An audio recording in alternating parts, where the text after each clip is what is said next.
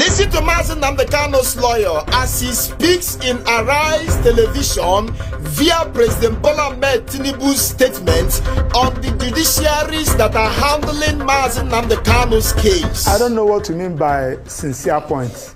I want to commend the president for coming out to tell the entire world that he has no hands in what is going on in the judiciary. That is to say, he has told the entire world that any judicial officer that committed anything should go in for it. Nobody should call the president. What do I mean? The president has exonerated himself before the world.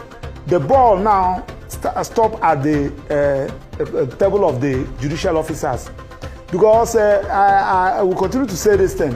There's one Justice one Justice Ebo that allowed himself to be messed up during the time of Obasanjo. Now Obasanjo has left after 8 years. Now some judges also messed themselves up during the time of Buhari. Buhari has now left. The dent is with those judges. So the point we are trying to make is that a judge, if there is a case before you and you look at the law, you give judgment. Don't look at the president. Because if you are looking at the body language of the president and you commit judicial impunity, you will be the person to bear it. Thank God that Mr. President have told you, anything that you know that is right, do it. Don't look at my body language.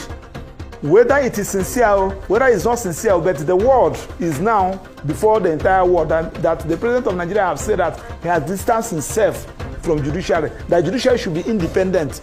Once there is any case against the government and you know that the government erred, give judgment against the government.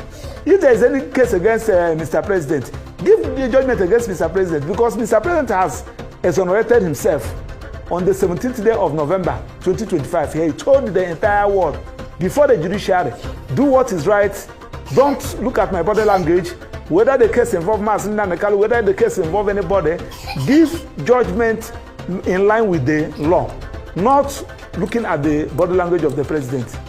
That is what I make out of that particular speech. Now, but shouldn't we also be concerned about transparency in judicial appointments and promotion, seeing as this sometimes could be politicized in Nigeria? How do we curb that? Yes, that is we have been shouting on it, because the problem we're having in judiciary now is through the selection process. I want you to, you are an investigative journalist, go and check the appointment of judges we have for the past 10 years.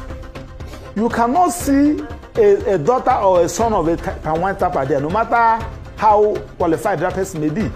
The people that will see their names, the daughters and the sons of judges, politicians, and the people that matters in the society.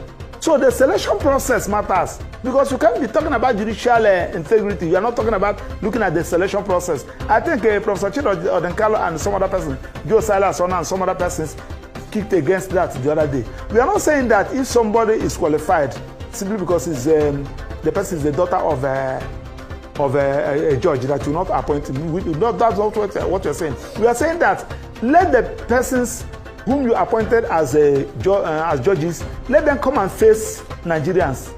There's nothing secret about it.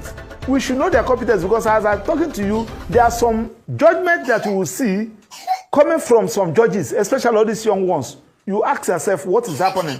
Where the law will tell you that 1 + 1 is 2. A judge will now give a judgment telling you that 1 + 1 is 3.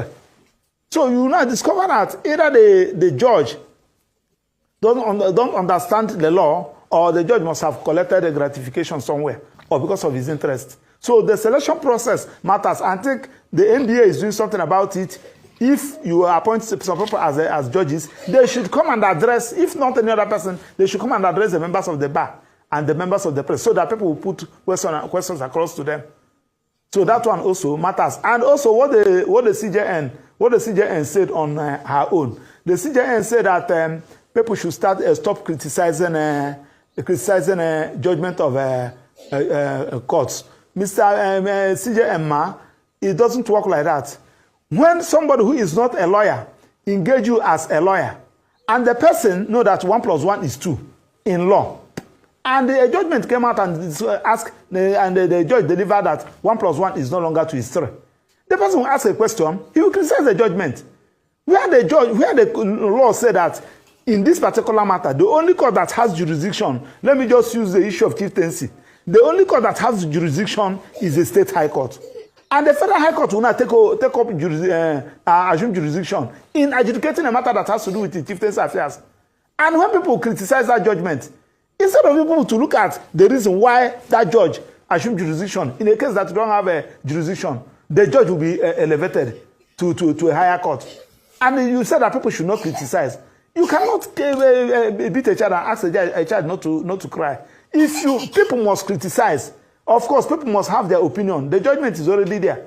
Because when we are talking about criticism, if you watch previously, there are some judgments, when you read the judgment, even if the judgment is against you, you discover that you don't even have a grounds of appeal.